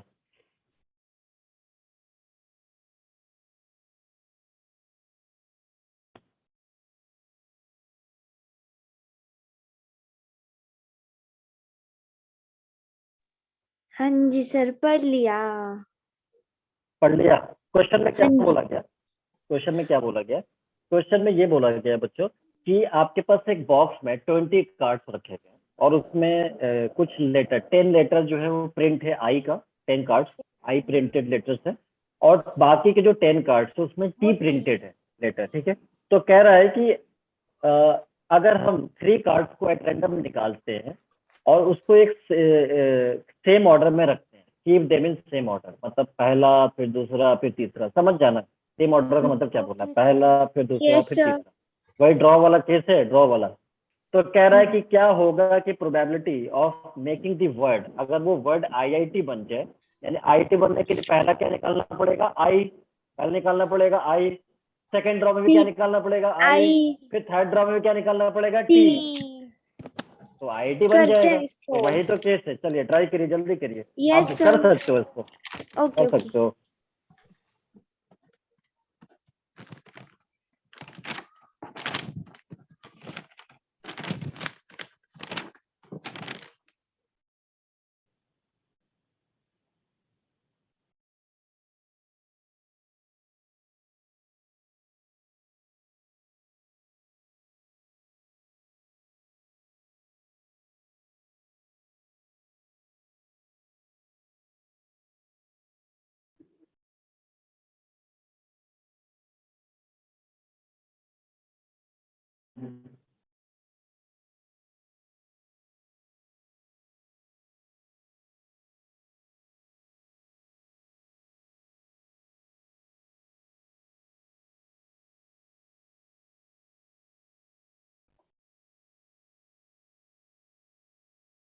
Nine by 76। मेरे को बस आप वो बता दो, जैसे एक्सप्रेशन ही लिखा हुआ है ना वैसे हाँ बता दो ठीक बस। है। 10/20, 10 10 by by 20, 9/19 और 10/20। 10 by 18. 18, very good. किसका आंसर आया ये, किसने बोला अभी मेरे दीपिका. को? Sakshi. Deepika, very good answer. Sakshi आप थोड़ा सा 10/20 बोल रहे थे, एक बार देख सर ले। वो पता नहीं, मेरा ना लिखा मैंने 10 था, बट पता नहीं 20 क्यों बोल रही थी मैं बार बार, गलत इसमें निकल अच्छा गया। अच्छा ठीक है, कोई बात नहीं। तो और किसी का आंसर है, जल्दी बताए। यस, किसका, और किसने, कोई बोल रहा है मेरे को? सर कशिश का. यस कशिश, सेम आंसर आ रहा है, सेम आंसर आ Yes. रहा है। वेरी गुड वेरी गुड, चलिए बहुत अच्छी बात है। तो समझ में आ गया ना, ये क्वेश्चन जो है वो मतलब आईआईटी में पूछा गया था, तो इसलिए आईआईटी नाम वर्ड उसने यूज कुछ किया। ज्यादा ही सिंपल नहीं था। हाँ तो अगर किसी को मतलब नहीं होता है तो उसके लिए मैं यहाँ पे बता रहा हूँ एक बार, ठीक है। तो सबसे पहले तो बॉक्स में उसने क्या दिया था, एक बॉक्स यहाँ पे बना लो, अब अच्छे से बॉक्स बना लो, ठीक है ना, ठीक है, अच्छे से बॉक्स बना लो। और उसके बाद यहाँ पे लेटर भी दिखा दो कि आई के हमारे पास लेटर हैं, यहाँ पे आई, ठीक है ना, आई, आई के कितने लेटर्स हैं हमारे पास, 10 है टोटल, ठीक है। उसके बाद टी के बोला गया कि टी प्रिंटेड 20, लेटर जो 10, है वो 10, भी टोटल 10 10 है। है। तो कह रहा है कि अगर हम थ्री जो लेटर्स को अगर हम पिक करते हैं तो क्या होगा कि वो एक सेम ऑर्डर में अगर हम रखें तो आईआईटी बन जाए। तो मुझे पता है कि भाई अगर से आईआईटी बनने के लिए फर्स्ट ड्रॉ में मुझे आई चाहिए, आई फर्स्ट ड्रॉ में आई चाहिए। 10 चाहिए, by 20. सेकेंड ड्रॉ में भी आई आई चाहिए, चाहिए। और थर्ड ड्रॉ थर्ड में में मुझको चाहिए टी T. चाहिए, वो वाला टी नहीं, वो वाला टी नहीं जो यस पीने वाली थी वो नहीं, ये वाला टी कह रहा हूँ, ठीक है, ये चाहिए। यस अब क्या होगा यहाँ पे देखना ध्यान से, अब देखना ध्यान से। तो फर्स्ट ड्रॉ में मैं यहाँ पे लिखता हूँ, फर्स्ट ड्रॉ में मैं लिख दो, फर्स्ट ड्रॉ में I1 का मतलब फर्स्ट ड्रॉ में आई, I1 का हाँ मतलब जी. फर्स्ट ड्रॉ में आई, 10. And I2 probability. Second draw में आई, सेकेंड जब ड्रॉ हमें में पता आई, है I1 हो I2, चुका है. हाँ, एंड थर्ड ड्रॉ में टी, तो T1, T3 T3, और यस थर्ड I1 ड्रॉ में, I2 हो चुके यस। हैं. तो अगर आपको एक्सप्रेशन लिखना चाहूँ तो मैं कैसे लिखूंगा बच्चों, कैसे लिखूंगा, देखना जरा पे ध्यान से, ध्यान से। T1, probability of I1 I1 and probability of of I2, ये I2 जानते हुए by कि ये I1 I1 हो I1 चुका हो है। चुका है, प्रोबेबिलिटी ऑफ T3, ये जानते जानते हुए कि हुए कि I1 I1 I2 एंड दोनों I2 हो चुके हो हैं। चुके I2 हो हैं. चुके हैं, यस, यही तो मैं बताना चाह रहा हूँ, ये फील फैक्टर आना चाहिए, fill factor. Yes Yes, sir. Yes, चलिए अब देखना, अब कितने आए टोटल, 10, तो 10 10, बाई टोटल 20, 20, 20, यस, एंड अब क्या, 9 अब by 9 तो by निकल गया। 19. कई बार क्या होता है ना, कुछ बच्चों को थोड़ा कंफ्यूजन होता है, ठीक है, जैसे कि ऐसा लगता है कि मतलब पता नहीं रिप्लेसमेंट है या विदाउट रिप्लेसमेंट है, हाँ उसमें बच्चे कंफ्यूज हो जाते हैं। तो अगर कुछ नहीं दिया है वैसे तो मतलब एग्जाम में, अच्छे एग्जाम में से आईआईटी के अंदर एडवांस में या कहीं पे भी क्वेश्चन जो पूछे जाते हैं वो आपको मेंशन कर दिया जाता है नॉर्मली, ठीक है। और अगर मेंशन नहीं किया गया है तो आप मान के चलोगे कि नॉन रिप्लेसमेंट, ठीक है, मतलब विदाउट यस रिप्लेसमेंट, ठीक है। चलो तो ये तो 10/20 हो गया, लेकिन अब एक आई निकल चुका है बच्चों, तो कितने आई बच गए हैं, कितने 9 बज कितने? गए सर। तो कोई ये तो नहीं बोल रहा है कि एक आई अगर उसका चला गया तो दूसरा आई, ऊपर वाला ऐसा नहीं ना नो करे, सर, ऐसा ऊपर कुछ नहीं है। ऊपर वाला ऐसा ना करे, पता चला वो तो 1/2 बताएगा, वो कहेगा 1/2 नहीं होगा। नहीं सर, 9 हाँ, बाय तो 19 ऊपर वाला है। ऐसा ना करे, ऊपर वाला ऐसा ना करे, हमारी यही विनती है, ठीक है। तो हम ये कहेंगे कि 9/9 अब कितने बच्चे हो गए, 19 कितने हो गए, 19 19, यस 9/19, एंड और थर्ड ड्रॉ 10 में टी बाय निकल जाए, 10/18। यस 10 इधर हो गया 18, 18 हो गया आंसर, ये हो गया। तो आईआईटी वर्ड बनने की वोल्टेज जो है वो आपको आ गई। अब इसमें आप यस मल्टीप्लाई कर सर, लेना, मेरे को मन नहीं कर रहा, ठीक है, आप मल्टीप्लाई कर लेना, जो कर भी लेंगे होगा यहाँ सर पे, हम। जो भी होगा वो आपका आंसर हो जाएगा, ठीक है बच्चों। हाँ जी सर। चलिए, तो अब हम बात करेंगे अगले क्वेश्चन की, ठीक है ना। ओके तो देखिए जरा next question. Okay sir. Probability अभी तक टफ तो नहीं लग रहा है ना, अभी तक टफ तो नहीं लग रहा है नो ना, जल्दी सर, बताओ। बहुत अच्छा वेरी गुड, है, ट्रिकी बहुत सा। अच्छा, ठीक है। देखिए, a bag contains 3 white, a bag contains 3 white and 3 black balls. A bag contains 3 white and 3 black balls.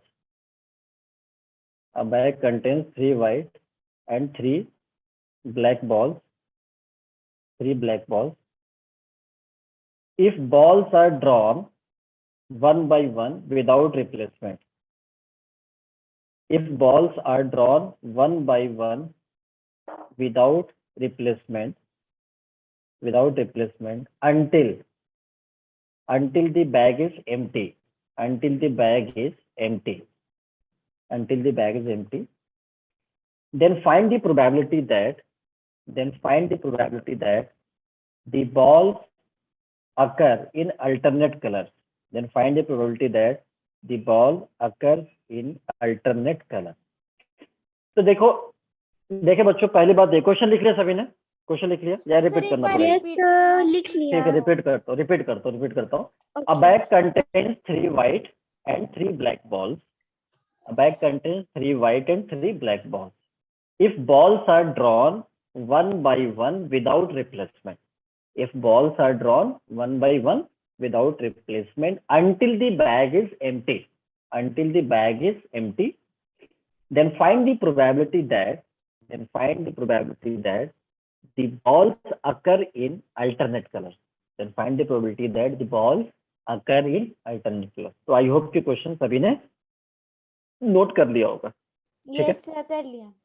ठीक है, अब देखना एक बार समझते हैं इसको, क्वेश्चन में क्या बोला। सबसे पहले तो ये आप एक बैग बना लो, ठीक है ना, अच्छा सा बैग बना लेना, वैसे जैसे आप स्कूल में ले जाते हो, ठीक है, उसी टाइप का। Okay sir. तो यहाँ पे बैग हमने बना लिया कुछ इस तरह से, ऐसे ही, ठीक है। अब वो जो इस बैग में 3 व्हाइट बॉल्स रखा गया, तो ठीक है 3 व्हाइट, तो व्हाइट आप कहोगे सर व्हाइट तो नहीं दिख रहा, तो ठीक है मैं व्हाइट से बना देता हूँ, कोई नहीं सर, हम लिख लेंगे 3 वाइट। तो ये 3 व्हाइट मैंने बना दिया, 3 व्हाइट, ठीक है। और उसके बाद 3 ब्लैक बॉल्स। मैं ब्लैक बॉल का कलर कहाँ से लेके आऊँ, मैं ब्लैक बॉल का कलर ले लूंगा तो आपको दिखेगा ही नहीं दिखेगा, इसलिए मैं नहीं लूंगा, इसलिए मैं नहीं बनाना चाहूंगा। चलिए तो देखना, तो 3 ब्लैक बॉल्स यहाँ पे मैंने लिख दिया कि 3 व्हाइट और 3 ब्लैक बॉल्स है यहाँ पे एक बैग के अंदर। अब उसने बोला कि बॉल को एक एक करके हम निकालते हैं, 1 by 1, एक बॉल, दूसरा, तीसरा, चौथा, ऐसे निकालते हैं। और हाँ कह रहा है जी। तब तक ऐसा काम करते हैं जब तक कि बैग खाली ना हो जाए, ठीक है, एम्प्टी ना हो जाए। तो कह रहा है कि क्या प्रोबेबिलिटी होगी ये जो बॉल्स निकल के आ रहे हैं वो अल्टरनेट कलर में आ जाए। अल्टरनेट मतलब व्हाइट ब्लैक ऐसा अल्टरनेट कलर में। यस सर, तो समझ में आ गया वो क्वेश्चन, समझ में आ गया आ होगा? गया जी आ गया। अब मेरे को बात बताओ कि अल्टरनेट कलर्स में अगर आने के लिए कितने केस बनेगा, यहाँ से कितने केस बनेगा अल्टरनेट कलर में आने के लिए? 3 केसेस। 3 केस कैसे? अगर मैं पहली बार में, जैसे मान लेता हूँ फर्स्ट टाइम में मैं यहाँ से फर्स्ट टाइम में मान लो कि व्हाइट बॉल आ गया ओके, फर्स्ट ड्रॉ में, तो सेकंड ड्रॉ में ब्लैक भी तो आ सकता है ना, सेकंड ड्रॉ हाँ में सर, ब्लैक आ भी तो आ सकता सकता है। है। तो इसके अलावा कोई केस बनेगा क्या? इसके नो अलावा कोई सर, नहीं बनेगा। कितने केस बनेंगे? 2 केस। दो कितने केस केस। बनेंगे? 2 दो। केस बनेंगे, 2। हाँ, तो 2 केस बनेंगे। तो देखना यहाँ पे पहला केस में ले रहा हूँ व्हाइट, तो उसके बाद अगला क्या आएगा? ब्लैक, फिर उसके बाद व्हाइट, फिर उसके बाद ब्लैक, ब्लैक। फिर उसके बाद व्हाइट। कितने हो गए? 1 2 3 4 5। अब एक उसके और बाद हो ब्लैक गया आएगा। ब्लैक आ जाएगा। अब इसके बाद आगे बॉल मत निकालना, पता चला कि बॉल की जगह कुछ और निकल जाएगा। खाली है फिर तो। बॉल टोटल 6 ही है, ठीक है। अच्छा, यस अब यहाँ पे फर्स्ट बॉल में अगर ब्लैक आया तो तो अगली बार में क्या आएगा? व्हाइट व्हाइट, निकलेगी। व्हाइट, फिर उसके बाद ब्लैक, ब्लैक उसके बाद व्हाइट व्हाइट, व्हाइट, ब्लैक उसके बाद ब्लैक, व्हाइट। उसके बाद व्हाइट। व्हाइट। इसका मतलब अल्टरनेट कलर हो गए, अल्टरनेट कलर हो यस गए। हो गए। यस है। सर। तो इस वाले केस की प्रोबेबिलिटी लिखूंगा या। जब भी अल्टरनेट केस आता है तो या मतलब प्लस, दोनों की प्रोबेबिलिटी ऐड करूंगा, एड दोनों की ठीक प्रोबेबिलिटी ऐड करूंगा, है ठीक है। या, क्योंकि या मतलब दूसरा केस है ना, तो या यस मतलब सर। Plus Yes. करूंगा, ठीक है। तो पहले तो मैं ऊपर वाले की प्रोबेबिलिटी निकालता रहूंगा, इन वाले का। तो बताना, पहले तो मुझे इसका बताओ। फर्स्ट ड्रॉ में अगर व्हाइट निकालो कितना होगा? जल्दी बताओ। 3/6, यही तो होगा। 3/6 हो गया। 3/। अच्छा, एंड ब्लैक निकलने का कितना हो गया? 3/। एक बॉल निकल चुका है, एक बॉल निकल चुका है, जल्दी बताना। 3/5 3/5, वेरी गुड। 3/5 एंड अगले वाले केस में, अगला वाले व्हाइट। अब व्हाइट कितना बचा? एक व्हाइट निकल चुका है। 2/4 टू मतलब by 1/2। Four very good, very good, very 1/2 मैं बाद में करूंगा, बाद में करूंगा, हाँ ठीक जी है। Okay okay. अब अच्छा, 2/3। अब अगले बार में 2/3 यस 2/3। 2/3, क्या बात, क्या बात। अब अगले बार में सर फिर व्हाइट 1/2 निकालना। 1/2, क्या बात है, क्या बात है। सर अगले बार नेक्स्ट में वन ब्लैक। आएगा। One one. आएगा। अब एक बात बताना, अब ब्लैक में सिर्फ ब्लैक ही बॉल बचा हुआ है, तो वो तो श्योर हो गया कि वही निकलेगा, श्योर हो हाँ गया। जी तो जो इवेंट श्योर होता है उसकी प्रोबेबिलिटी 1 होती है, 100% चांस हाँ है, जी Yes, सबसे इसलिए 1 ज्यादा। आएगा, इसलिए आएगा। सबसे ज्यादा नहीं, बस यही होगा, ठीक है। yes. ओके ओके 1, तो 1 हो गया, ठीक है। तो ये केस समझ में आ यस गया। अब आ या गया मतलब सर। अब ये वाला केस, तो इसमें भी सेम ही केस बनेगा बच्चों, सेम ही हाँ केस बनेगा, जी ठीक। सेम ही केस। तो चलो मैं यहाँ पे दिखा भी देता हूँ। पहली बार में ब्लैक है तो 3/6 3/6 मैं सेम केस थ्री बनेगा। बाय 3/5 अब फाइव 3/5, टू बाय उसके बाद फोर 2/4 2/4, वेरी गुड। उसके बाद 2/3 2/3, वेरी गुड। उसके बाद 1/2 और 1। 1/2 वेरी और गुड, 1। वेरी गुड, ठीक है। वेरी वेरी वेरी गुड भी कह सकता हूँ, ठीक है, वो भी ओके चलेगा। सर, थैंक यू ठीक है, सर। अब दोनों को प्लस कर देंगे तो हमारा आंसर आ गया। अब इसमें मिस्टेक क्या होता है ना बच्चों, एक ही कलर बच्चा जो एक ही केस ले लेता है और एक केस का ऑप्शन तैयार रखा होता है एग्जाम के अंदर। मैं ज्यादातर क्वेश्चन जो है वही करा रहा हूँ जो जेईई मेंस से एडवांस से पूछे गए हैं प्रोबेबिलिटी के अंदर ज्यादातर। वैसे भी नॉर्मली हर चैप्टर में ये कराता हूँ, इसमें कुछ ज्यादा ही करा देता हूँ, ठीक है ना, ताकि समझ में आ जाए कि क्वेश्चन में कहाँ कहाँ घुमाया जाता है, ठीक है। Yes sir. जेईई मेंस से कंडीशन से बहुत क्वेश्चन पूछे जाते हैं एग्जाम के अंदर, ठीक है, इस बात को ध्यान में रखिएगा। तो हमने बताया आपको कि स्टूडेंट मिस्टेक क्या करता है, एक ही केस ले लेता है, या तो वो सोचेगा चलो व्हाइट आ गया, अब अल्टरनेट कलर लेते हैं, white black, white black white. अब वो भूल जाता है कि पहली बार में ब्लैक भी तो आ सकता है, ये तो हाँ वही हो जी सकता है भाई, उसको जो है वो अंतरात्मा का बात बताता होगा। Yes, तो उसको तो यही बताएगा भाई यस व्हाइट ही बहुत सर निकलेगा। तो उसके लिए बात नहीं हो रही है यहाँ पे भाई, उसके लिए हो रही है जिसको पता ही नहीं है कि प्रैक्टिकल पहली बार लोगों के में क्या लिए। निकल कर आएगा प्रैक्टिकल में, ये बात हो रही है, ठीक है। yes तो sir। अब इन दोनों प्रोबेबिलिटी को आप ऐड कर देना, मैं तो नहीं करूंगा। 1/10 सर, सबसे अच्छा आंसर 1/10। हाँ, टोटल कितना आ रहा आंसर? टोटल कितना आ रहा? 1/10। 1/10, चलो अच्छी बात है। 1/10 मेरा मन नहीं कर रहा था करने को, ठीक है, इतना सारा सर कैलकुलेशन कोई था, नहीं, सिंपल जैसी थी, इसकी ज्यादा टफ नहीं ठीक है। थी। तो 1/10 हो जाएगा आंसर, ये हो गया 1/10। क्लियर है बच्चों? जल्दी बताओ, क्लियर है? यस क्लियर है, सर। बहुत अच्छी बात, बहुत अच्छी बात। चलिए, तो अब मैं अगले वाले क्वेश्चन पे आने से पहले मैं अब न्यू हेडिंग पे आना चाहूंगा, क्योंकि अब कंडीशन बोल रहा है कि भाई साहब बहुत हो गया, अब जाइए किसी अब दूसरे के पास। किसी और को पकड़िए। हाँ, आप किसी और को पकड़ लिए, बहुत आपने बैग पकड़ा हमारा, अब आप मेरा बैग छोड़ दीजिए प्लीज। मैंने कहा ठीक है, चलिए मैं आपका बैग छोड़ देता जा हूँ। रहे अब हैं। मैं दूसरे केस पे आने वाला हूँ, मतलब दूसरा हेडिंग पे आने वाला हूँ। तो अगला जो हेडिंग होने वाला है वो होगा इंडिपेंडेंट इवेंट्स। तो next heading is independent event, independent events, independent.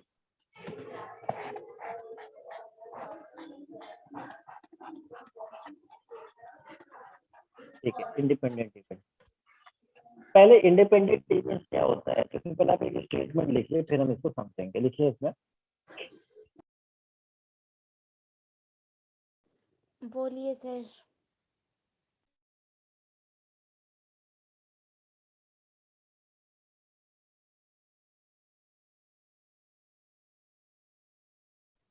Sir आपकी साउंड नहीं आ रही है। हाँ अभी आ रही होगी, अभी आ रही है यस हाँ सर आ जी, रही अब है। आ रही है। क्योंकि वो नोटिफिकेशन आ रहा था इसलिए वो समझ गया था। अच्छा, चलिए, तो आप इंडिपेंडेंट इवेंट्स में जरा स्टेटमेंट लिखना, आप लिखिए। Yes sir. ठीक है, two or more than two events, two or more than two events are said to be independent. Two or more than two events are said to be independent events. Two or more.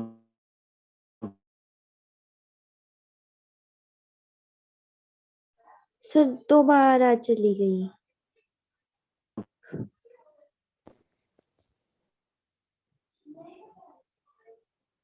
Sir एक बार repeat करना। हाँ अभी अभी आ रही होगी, देखिए। हाँ जी, Two आ गई। two or more than two events are said to be independent.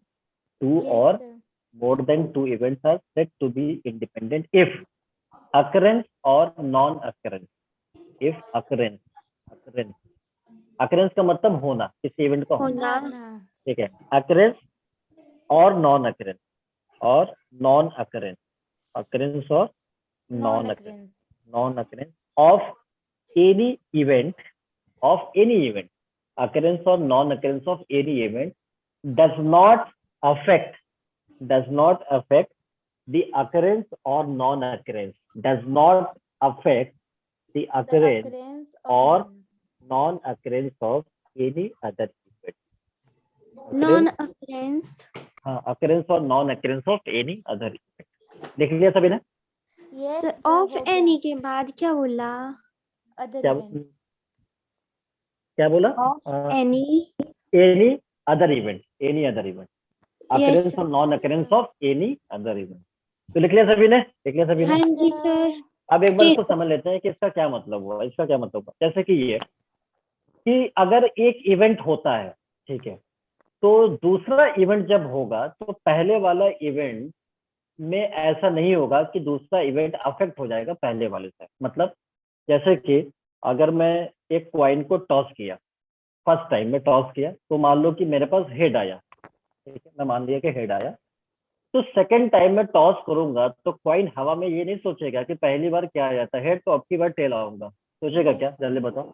नहीं सोचेगा? सोचेगा। नहीं सोचेगा। इसका मतलब क्या हुआ कि फर्स्ट टाइम में जो टॉस हुआ, सेकंड टाइम में टॉस हुआ, तो पहला जो अकरेंस था फर्स्ट टाइम में, और डिपेंड या नहीं नॉन हो अकरेंस, होना सकता। नहीं होना, सेकंड टाइम में होना नहीं होने पे कोई फर्क नहीं पड़ता है। ठीक है, ये उसको उससे कुछ यस से सर। मतलब नहीं है, उसको इसी से किसी से मतलब नहीं है। नहीं है। ठीक है, तो यही कहलाता है इंडिपेंडेंट।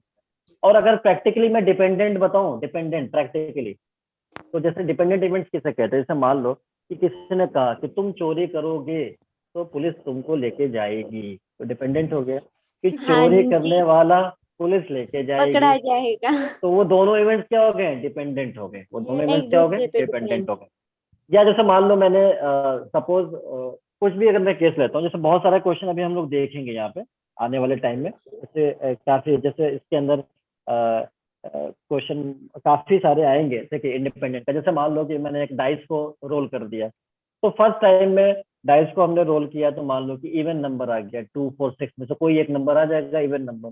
सेकंड टाइम में अगर रोल करेंगे तो डाइस ये नहीं रुकेगा, अच्छा रुको रुको रुको, ये नहीं बोलेगा रुको, पहली बार में क्या आया था बताना मेरे को, 2 आया था, अच्छा अब की बार यस ऑड सर। आऊंगा, अब की बार ऑड आऊंगा। ऐसा कभी होगा नहीं, क्या? ऐसा नो कभी होगा सर। क्या? नहीं होगा नहीं ऐसा। होगा। तो यही इंडिपेंडेंट इवेंट कहलाता है। तो क्वेश्चन जब पूछा जाता है ना, तो वो थोड़ा पकड़ना पड़ता है कि इंडिपेंडेंट का क्वेश्चन है कि नहीं है, इंडिपेंडेंट का वो मैं बताऊंगा कैसे पकड़ते हैं। ठीक है, यस सर। ठीक है, इंडिपेंडेंट इवेंट, ये बात समझ में आ गया, इंडिपेंडेंट समझ में आ गया, बात हाँ यस समझ में आ जी, गया। सर आ आ गई। अब गई। देखना, अब इसके लिए अब नोट के कुछ पॉइंट लिखना पड़ेगा, तब क्वेश्चन हम सॉल्व कर पाएंगे। सिर्फ डेफिनेशन से ओके क्वेश्चन सर। सॉल्व थोड़ी हो पाएगा। हाँ अब जी, नोट हाँ से, जी। नोट में हम सबसे पहली बात, ये पहली बात, सबसे first point, probability A by B का क्या मतलब था? ए बाई बी का क्या मतलब था, जल्दी बताना, ए बाई बी का क्या मतलब Occurrence of probability A of A when B is already occurred. था? जब बी हो जाता है तो ए का अकरेंस की प्रोबेबिलिटी क्या होगी? अब मैं क्या यस। लेता हूँ, अब मैं क्या लेता हूँ, इससे पहले यहाँ पे लिख भी लेता हूँ, पहले नोट के नीचे पॉइंट लिखूंगा, if A and B are independent, independent, A and B are independent event. अब मैं इंडिपेंडेंट ले लिया, इंडिपेंडेंट इवेंट, ठीक है। तो अब आपसे पूछा जाए कि probability of A by B, तो एक बात बताना, बी के होने से ए पे कुछ फर्क पड़ेगा क्या? नहीं B के होने से पड़ेगा। नहीं, तो मैं इसको पीए लिखूंगा बस। क्यों? क्योंकि बी के होने से कोई मतलब ही नहीं है भाई। Yes, P A sir. By B को मैं पी लिखूंगा। क्यों? क्योंकि कह रहा है हाँ। कि भाई साहब बी होने से कोई मेरे को फर्क नहीं पड़ने वाला है, ठीक है, बी को हाँ। करा लो तुम जितना कराना है, क्योंकि दोनों इंडिपेंडेंट है।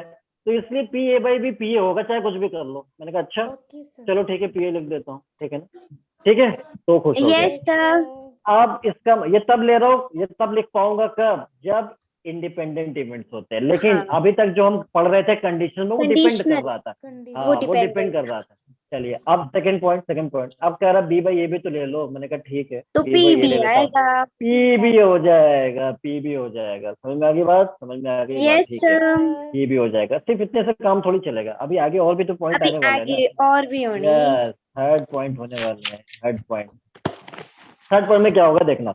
जैसे मान लो probability of A intersection B, probability of A intersection B, मैं पहले भी बता चुका हूँ, पहले भी बच्चों बता चुका हूँ। अभी अटेंडेंस बहुत कम हो जाती है लास्ट में जाके। मैं हाँ पहले जी, भी सारे लास्ट में ही मेरा बच्चे मोमेंटम, रहे। लास्ट में ही मेरा मोमेंटम बहुत मेंटेन होता है। और मैं और पहले भी बता चुका हूँ, ये जो चैप्टर है वो मैं जितना आसान करके बता रहा हूँ ना, कहीं नहीं बताया जाएगा। Yes sir. हाँ मैं बोल जी बोल के सर। बताता हूँ, बोल बोल के। और एक बार लाइफ में समझ में आता है या नहीं समझ में आता है, फिर उसके बाद कभी नहीं आएगा, क्योंकि साइकोलॉजी सेट हो जाती है, ये चैप्टर कभी Yes, समझ में sir. नहीं आएगा। और साइकोलॉजी फैक्टर बहुत खतरनाक होती है, ठीक है ना, Yes, जिसको sir. जिसको पी फैक्टर कहते हैं, ठीक है ना, साइकोलॉजी। हाँ तो जी।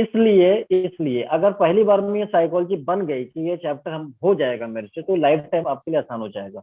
तो मैं Yes, वही जी। कोशिश कर रहा हूँ। लेकिन बच्चे जो है ना, कुछ लोग ऐसे ही लास्ट टाइम में चले जाते हैं, ठीक है, या तो रिकॉर्डिंग कर लो, रिकॉर्डेड लेक्चर पढ़ लो अच्छे तरीके से, तब तो सही चलेगा, नहीं तो Yes, फिर sir. दिक्कत आएगी, ठीक है। और वैसे भी हमारा सफर तो, हमारी जर्नी तो बहुत कम है बच्चों। क्यों याद करोगे नहीं करोगे मेरे को? याद सर करोगे नहीं बहुत करोगे? मजा करेंगे। करेंगे। अच्छा ठीक, चलो देखते हैं, ठीक है ना, क्या पता बच्चों के ऊपर अगर बात सुनी जाए बच्चों को हाँ, लेकर, तो फिर गए नहीं तो ऐसा भी तो हो सकता है। हाँ ऐसा भी तो हो सकता है। चलिए ठीक है, चलिए अब हम बात करते हैं पी ए इंटरसेक्शन बी का मतलब क्या हुआ। तो फॉर्मूला हमने पीछे देखा था, कौन सा? कंडीशन से रिलेटेड क्या था बोलो?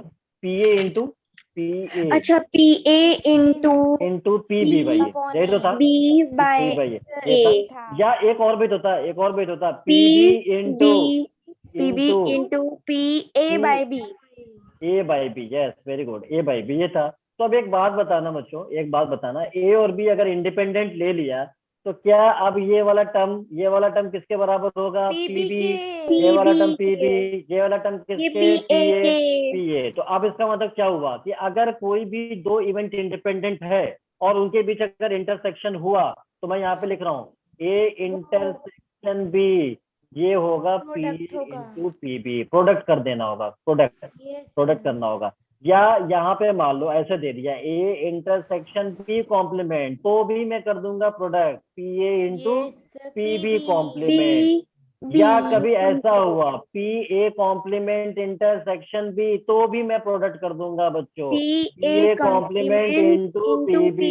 PB। या कभी दोनों पे हुआ बच्चों, तो फिर तो भी मैं दोनों कर पे कर दूंगा। देंगे। यस, वेरी फिर भी मैं कर दूंगा। मैं वैसे ही बहुत रूडली हूँ, तो मैं दोनों में कर दूंगा मल्टीप्लाई, चाहे कुछ भी हो, ठीक है। ये हो गया।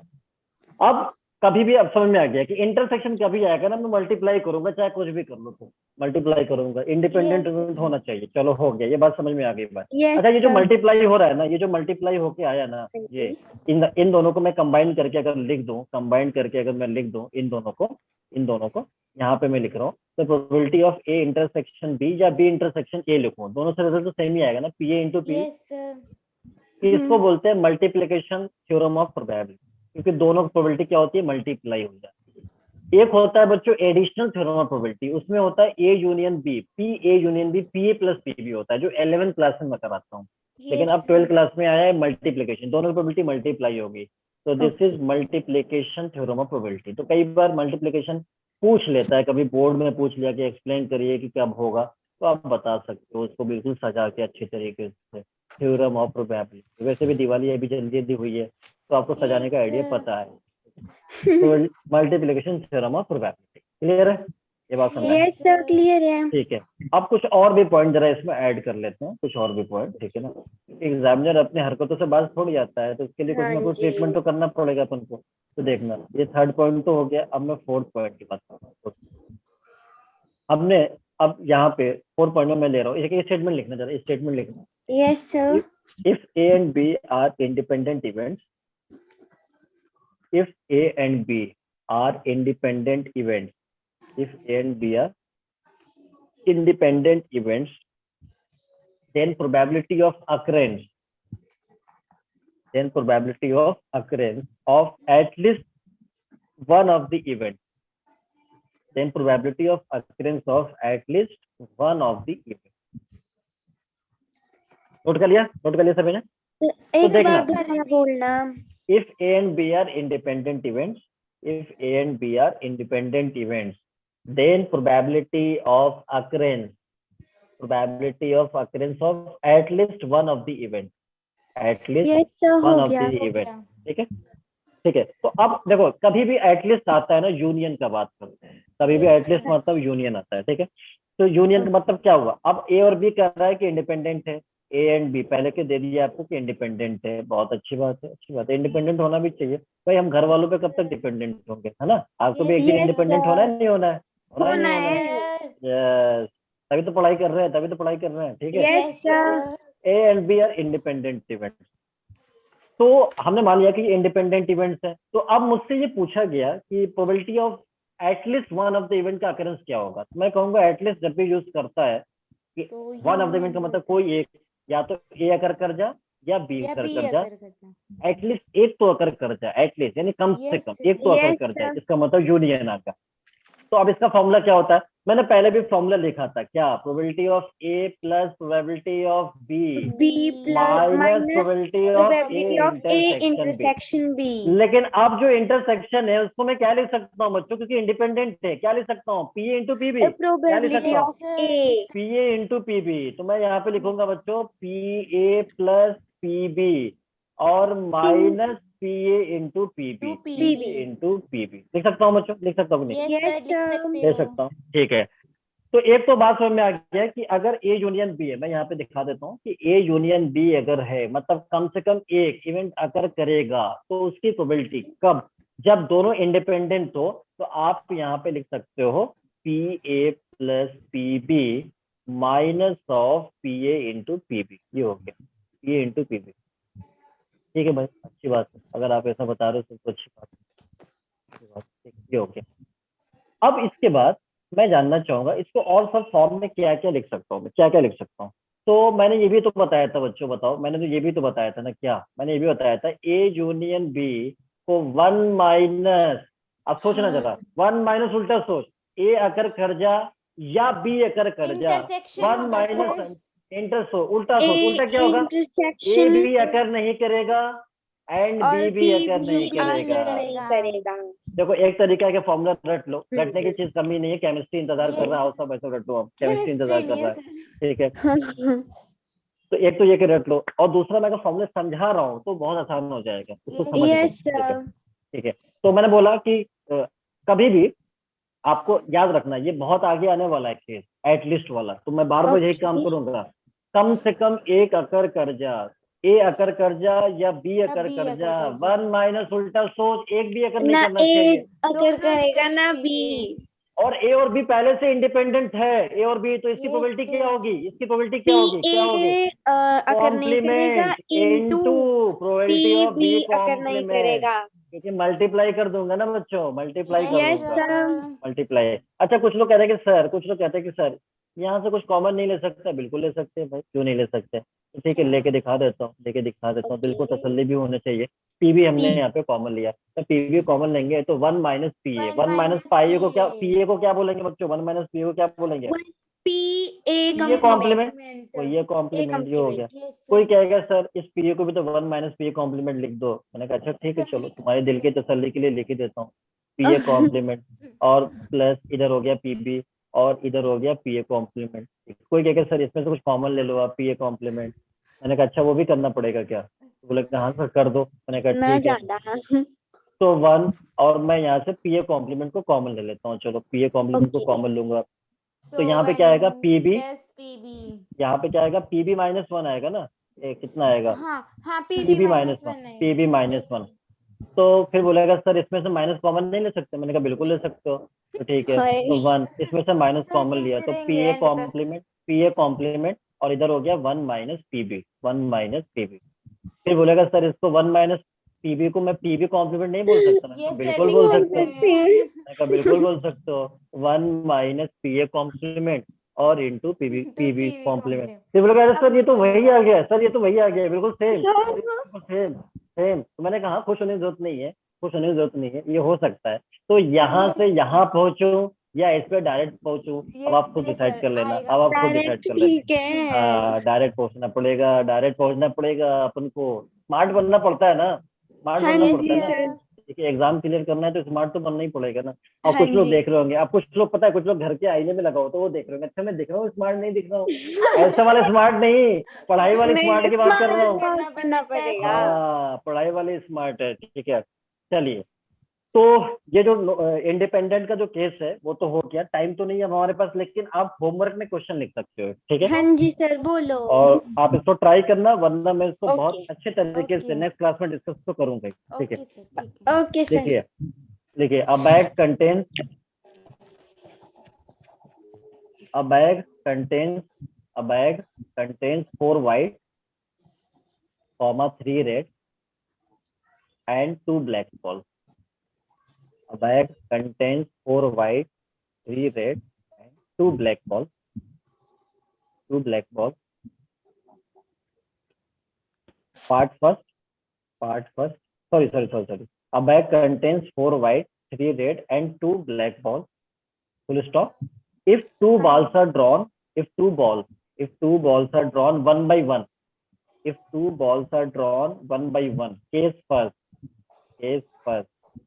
without replacement, without replacement, without replacement, और सेकंड केस, केस टू, दोनों केस में आपको आंसर बताना होगा इनका। केस टू में ओके। पूछा गया है विद रिप्लेसमेंट, दोनों का अलग अलग केस आपको डील करना पड़ेगा, yes sir. With yes sir. Replacement, with replacement. तो अभी तो केस फर्स्ट में विदाउट रिप्लेसमेंट, केस टू में विद रिप्लेसमेंट, तो क्या क्या प्रोबेबिलिटी बतानी है, तो मैं जो प्रोबेबिलिटी लिख रहा हूँ उनका आंसर दोनों फॉर्म में बताना है, विद में और विदाउट में, दोनों में, दोनों केस में। तो फर्स्ट ओके। में यहाँ पे लिख रहा हूँ both are white, both are white, white. दोनों बॉल जो है वो व्हाइट हो जाए ड्रॉ करने पे। सेकेंड पार्ट में लिख रहा हूँ यहाँ पे one white and and and 100। One red, one white and one red. Third part both are of the same colour, both are of the same colour, both are of the same colour. बच्चों advance के अंदर ना इससे question बहुत पूछा गया है independent से, इसलिए इसको ध्यान से करना पड़ेगा। Yes both are of sir. The same colour, ठीक है। और उसके बाद फोर्थ पार्ट जो है ना, फोर्थ पार्ट एटलीस्ट जब भी आता है ना मेरे को वही बात याद आती है, वन माइनस यूनियन। उल्टा तो वहाँ बस कम से कम। एटलीस्ट वन ब्लैक बॉल, ठीक है। तो देखना इसमें आपको पहले तो डिसाइड करना है कि केस वन केस टू में कौन सा केस जो होगा वो इंडिपेंडेंट से सॉल्व होगा और कौन सा केस डिपेंडेंट पे हो रहा है। मतलब ओके। अगर डिपेंडेंट होगा तो वहाँ कंडीशनल आ जाएगा, कंडीशनल लगेगा। कंडीशनल का मतलब कौन सा, ये वाला फॉर्मूला लग जाएगा, ये वाला सर। फॉर्मूला, ये वाला। जो पीछे था और अगर इंडिपेंडेंट होगा तो इसके जगह दोनों तो मल्टीप्लाई हो जाएंगे, मल्टीप्लाई यस होगा। सर। वो आपको समझना पड़ेगा कौन से केस में होगा, ठीक है ना, केस वन। यस बाकी आप सर। ट्राई करना, ठीक है। बाकी मेरे को नेक्स्ट क्लास में तो बताया नहीं है, मैं इसको नेक्स्ट क्लास में बताऊंगा, ठीक है ना, फिर हम देखेंगे यस इसके बाद। ठीक है बच्चों, thank you so much for today. Thank you sir.